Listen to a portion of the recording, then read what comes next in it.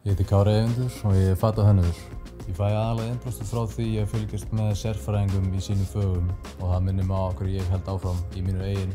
Fyrst byrjaði ég alltaf á því að ímynda mér útlínu formsins á þeirri flík sem mig langar að búa til.